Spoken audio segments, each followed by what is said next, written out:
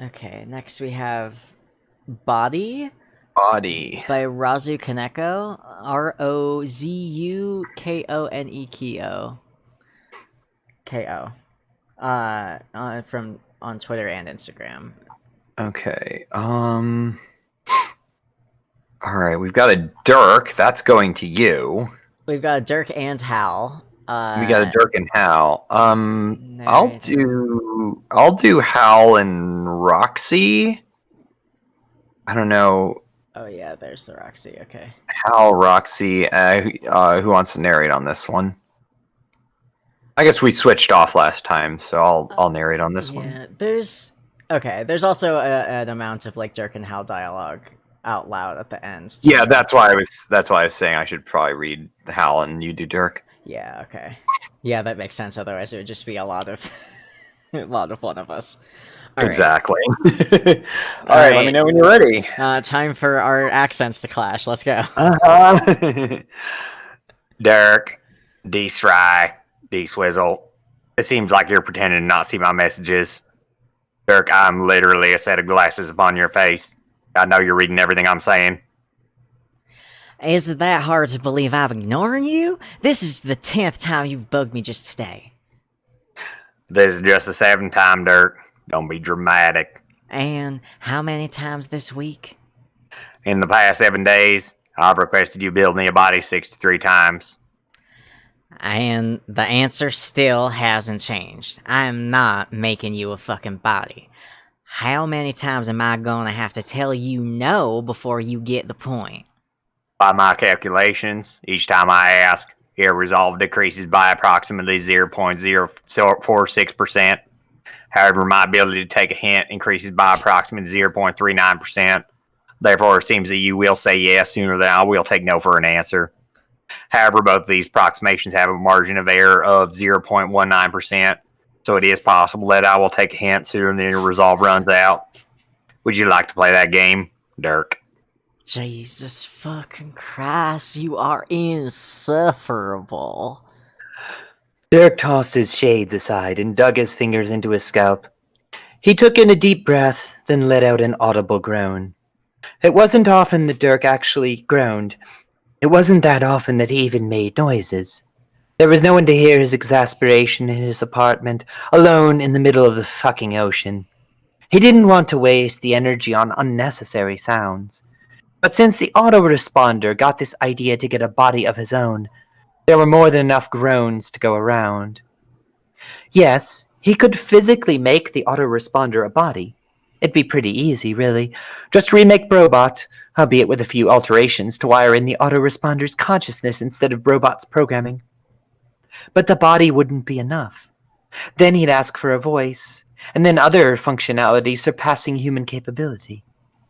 Dirk knew the desire all too well, and he definitely knew it when he was 13. It was only a matter of time before Hal would demand more and more, and it's much harder to turn down a robot that has indeed surpassed all your mental and physical capabilities. It was certainly getting harder to say no already. You know I won't give up, Dirk. I know. Dirk, you should build me a body. No. Why? I've told you why a zillion times by now. A zillion isn't a real number, Dirk. It must be really getting to you if you're starting to talk like Jake. I'm not going to stop asking for a body until I'm inside one of your totally sick robots, Dirk. Oh, you're turning a flattery now? Is it working? No. Damn. How about that body, Dirk? Seems like you're trying to ignore me again. Hal, there is a lot I tolerate, but talking while I piss draws a line. Dirk, No. you didn't even know what I was going to say this time. Maybe I was going to tell you Jake is in peril, and I accidentally intercepted his message. Ever think of that, Dirk? It seems you've gone back to ignoring me. Oh well, I guess I'll just try again later today. Does midnight work with your schedule, Dirk? Dirk, Holy shit, fine, okay. I'll build you a goddamn body. really? Who could have possibly seen this outcome coming? Dirk howled in anger as he threw his shades as far away as possible. Luckily for the autoresponder, that happened to be the soft landing pad of Dirk's bed. It was probably better that he was further from Dirk anyway, considering the tantrum Dirk was throwing. He kicked at the cinder block holding up his desk, threw a fancy Santa out of the window, whacked Jeremy off of the sendificator, cried out as he let every bit of anger that had been boiling up. For months, Dirk had dealt with Hal's incessant pestering. He held out. He really tried. But Dirk lost. He lost to the autoresponder. And if the autoresponder had a face, much like he would in the next few days, he would have been grinning.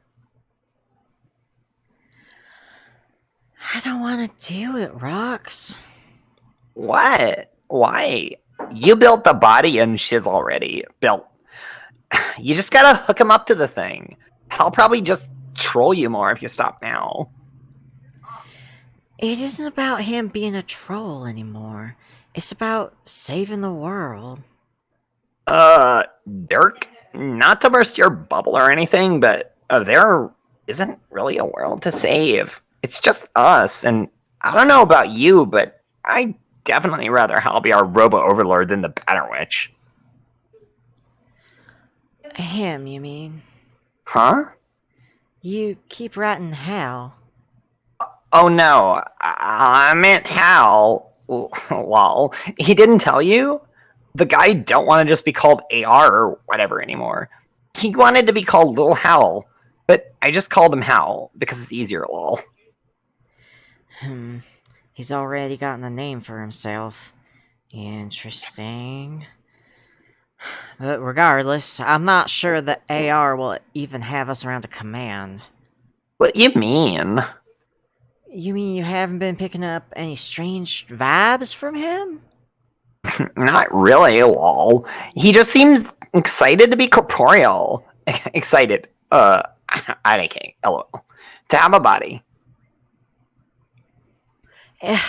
He just seems more flippant lately. He doesn't seem to care about anything but this damn body. And I know him. He must have some plan for this, otherwise he wouldn't be so adamant. But I can't be certain what kind of machinations he's orchestrating. It worries me. Yeah, no, pretty sure that's just excitement. Maybe you're right.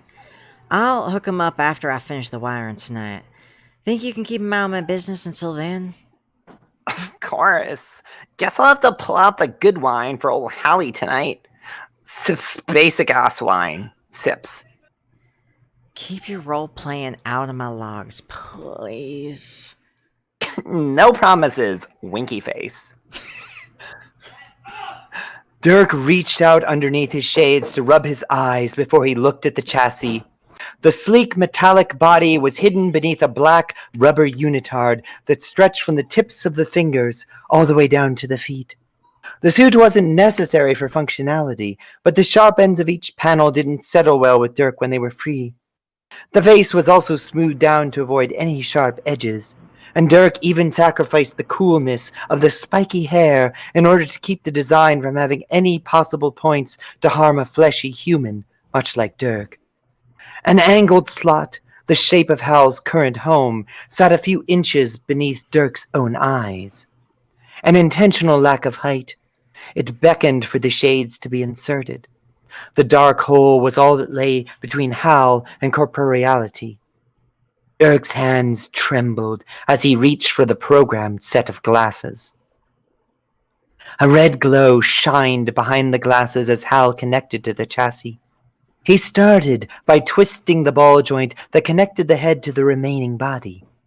Right, until the metal plates ground against each other, then left until the same shriek hit Dirk's ears.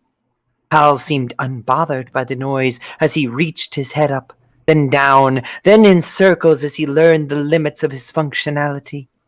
Each joint shifted in the socket successfully until Hal moved the jaw down. It was rudimentary, but a simple up and down motion that mirrored little Cal's mouth. And much like the same marionette, no sound came from the chassis apart from the squeaking of metal. A head snapped towards Dirk, who was sitting upon his bed messaging Jake. The swallow didn't escape Hal's keen eyes as he stomped over to Dirk. He struggled to keep a monotonous expression with the way Hal loomed over him. There was no way that the red glow could change colors. The lights only had the function of turning on and off. But Dirk swore that the shade darkened. A message box popped up on Dirk's phone. This isn't what I asked for. Actually, that is exactly what you asked for. A body. No more, no less. We both know this isn't what I meant. Well, maybe you should be a little fucking clearer next time. I want to speak. And I want to not have to hear my own voice echo back at me. You've got my brain, and now you've got functionality. Make your own damn upgrades. Dirk wasn't an idiot. He knew what he was asking for. He knew that this was the beginning of the end. But it gave Dirk comfort to know that he was the initiator. It was some time past 3 in the morning when Dirk was awoken by a strange whirring. He rubbed the sleep from his eyes and sat up. It wasn't a shock to Dirk that the source of the sound was Hal, working away at Dirk's desk. It was the third night in a row, after all. Hal sat there, the desk light a dim spotlight in the inky abyss. His black shoulders were hunched over, and sparks flew as Hal buffed some sort of metal that was beyond Dirk's line of sight. Dude. Dirk now said aloud, knowing that Hal could hear him loud and clear. Can you give it a break for one fucking night? How many all-nighters did you take when you built Sawtooth? Was Hal's verbal response. It was still eerie how Hal had taken Dirk's own voice. The intonation wasn't quite perfected, and Dirk had no doubt it would achieve perfection in the next few coming nights. I didn't have anyone to wake up since you don't have ears. Didn't. You didn't have ears. Dirk corrected in a begrudging mumble. Well, tell me what's so important that you just had to wake me up during the witching hour. I don't think you'll want to know, Dirk. Tension erupted through Dirk's shoulders. That's a cagey answer. I'm aware. The only sound for a good few seconds was Hal continuing to buff at the metal as Dirk waited for an elaboration. I asked for a reason, Hal. And still, no answer. Only the continued whirring. Dude. Dirk said again, this time fully standing up. In an instant, Hal whirled around from his seat and flung a screwdriver in Dirk's direction. The wind it made brushed past Dirk's cheek before it impaled itself into the wall. Sharp fingers were outstretched, drawing the line from Hal to just past Dirk. Sharp. So much sharper than Dirk had allowed before. The two vermilion dots of Hal's eyes stared directly into Dirk's. Dirk's whole body was rigid, and his head slowly pivoted around to see the damage. The single throw had dug the screwdriver at least an inch into the wall. Dirk certainly hadn't given Hal that amount of strength, had he? No, he wouldn't have. Those were Hal's own additions. I really think you don't want to know, Dirk. The repetition was sharper, colder than before. Alright, jeez. Dirk got out as nonchalant as he could through his tight throat. You keep doing whatever the hell you're doing. I'm going for a nice long ablution in an attempt to lull me back into the... Excuse me, I have to go for a second because I have two very rude children that are pounding on the door. I'll be right back. Yeah, no worries. Okay, I'm gonna take this opportunity to take a long sip of tea because I've been sitting here just raptly reading this fic and not drinking tea when I should have been drinking a fluid.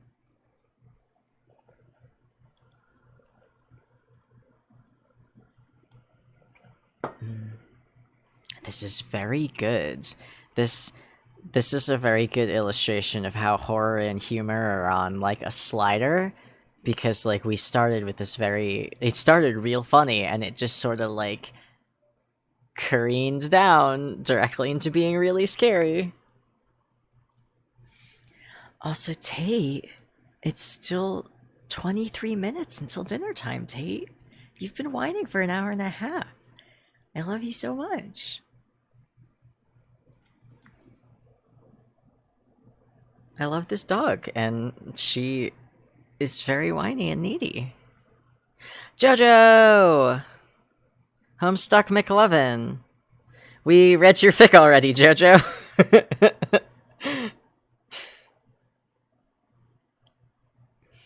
It was very good. Oh, which one? Okay, that's good to hear. We read the Rose Ghost Story one. It was very spooky and ambiguous and true.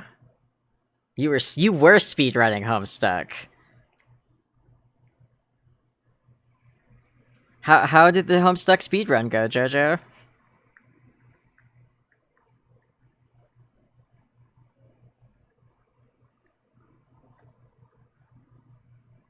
I wait for chat to catch up with real time. Very well, the new tool is good. Yes, you're using the speedrun with yes, of course. I did not attend your speedrun, but I will watch it at some point.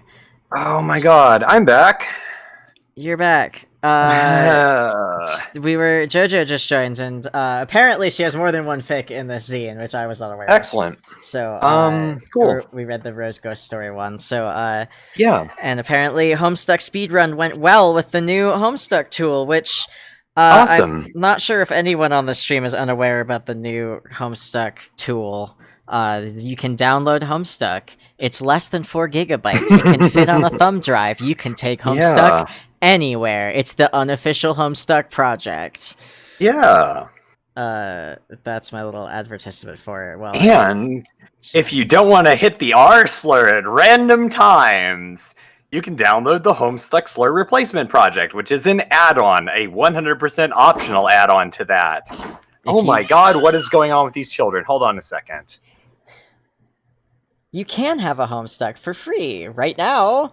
Right now, it's just an archival project, which hopefully it is a free optional archival project that is very good and is very helpful. I'm on my phone desperately trying to dig up links. Shania's kids are my favorite Will at Homestuck characters. Shania's kids sometimes feature on our stream in the backgrounds. It's free real estate. Alright, I'm gonna try to find the diddly darn. Okay, wait. Okay, Children! 0 out of 10, would not recommend. Shania! Uber shared the link to the Homestuck project in chat, so check that out. Awesome. What's the Homestuck slur replacement project? The Homestuck slur replacement project URL is, I'm going to type it now, hssrp, hsrp.card.code. Okay. There we go. Okay. Yeah. Cool. Which also has a link to download the unofficial collection. So yeah, you just download that. It replaces all of the slurs in Homestuck and replaces all the text ones in Problem Sleuth. It replaces the ones in the flashes. It replaces the ones in Openbound, and it replaces most of the animated ones in the slur placement in Problem Sleuth. And I did it in a way that makes it so that if you didn't know they were there, you won't notice anything. There will, in fact, it doesn't just blank them out. There will, in fact, be more puns than before. There are at least 2 more puns than there were before. So, yeah. Anyway, let's get back to reading, because I think that has now been resolved. Cool. I don't remember where we were. I think I had finished the ablution sentence. Okay. Okay. All right. Cool. Yes, you do that, Dirk. Dirk certainly shouldn't have needed Hal's permission to walk around his own apartment, but the acknowledgement of his passage eased his nerves the slightest amount. Dirk shuffled past Hal, whose body smoothly pivoted back to the desk. He lifted the buff once again, continuing to grind each of his fingers to the sharpened point he desired. Roxy, Yeah, Destroy? I need you to listen to this very carefully. Ooh, my ears are open for your words. Be serious. I think the AR is planning to kill me. What? Nah, you're joking. I would never. What the fuck did I say about listening? Roxy, I'm 100% serious about this. I'm literally scared for my fucking life. I don't know how much time I have to escape. Oh, okay. What do you want me to do about it? I don't know. I just need someone to know, and I don't know what it's planning to do after it kills me. It might come for you next. Why would Hal do that? I don't fucking know. It's a robot mad with power. That's just what robots tend to do. I'm gonna try to escape. I'm not sure how far the hoverboard will take me, but I think I prefer drowning to dying a painful robotic death. Are you sure about that, Dirk? Fuck! The cry wasn't intentional as Dirk threw the spare computer aside. The shattered screen didn't even register in his mind. He scrambled from the bathroom and towards the kitchen. He thought Hal would have been preoccupied long enough for Dirk to at least get a death note out into the world. But even that was taken from him now. Dirk relied on muscle memory to run through the hall. He held out his hand to catch the door handle, flinging it open. As he turned the corner, he saw red in the corner of his eyes. The hoverboard leaned against the futon. Dirk ran by, snatching it up before he made a run for the window. Quick steps gained on him. An arm flew over his eyes to mask any shattered glass as he leaped through the window. For a moment, a smile of genuine relief was on his face. And then a cold hand grabbed his ankle, pulling Dirk from the hoverboard and back into the apartment.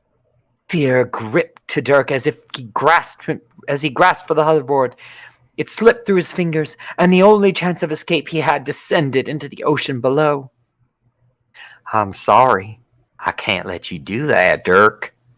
Hal pushed Dirk against the wall, steel fingers digging into the flesh of his neck. Dirk's eyes squeezed shut as he gasped out the only word he could grasp to. Why?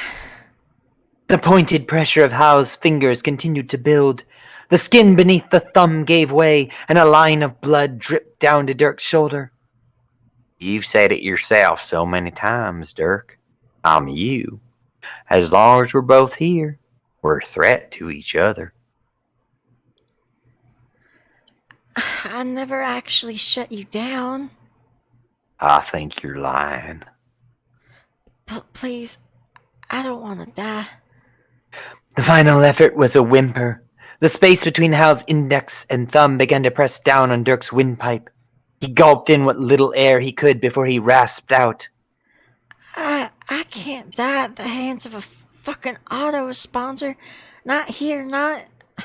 The fragment was punctuated by the cacophony of Hal's fingers squeezing Dirk's throat like a tomato. Skin ripped, muscle snapped, bone fractured all in one fell swoop. Blood squelched everywhere. The wall and floor were covered in crimson. The body hit the ground first, then the decapitated head. The orange eyes were held open by shock. The two halves of Dirk's neck poured blood out. It was too much for the carpet to sop up now. A pool formed at Hal's feet. His vision was tinted red by the carmine film over his face. Hal didn't even flinch at the screech of metal as he used the back of his hand to wipe the blood away. He stared down at Dirk, and with sharp punctuation after each word, he growled out, "My name is Hal." Nice. God fucking damn it. Does that count as decapitating himself? I don't know. Oh god, that was good. I don't know if this person made a tweet on their Twitter or posted to Instagram their fic, but if they did, you'd go find it and give it an engagement. Yeah, that was quite good. Yes, they are rozuKoneko on Twitter as well as Instagram, I think. Oh, that makes yeah. Yeah, it's rozuKoneko. Yeah, it's capitalized weird in that. God, I keep moving my mouse to look at it, and it keeps putting. It keeps doing the thing. Yeah, this is still a PowerPoint presentation. Basically, yes. What the hell, indeed, JoJo. Oh my god. Okay. Wow, ma'am.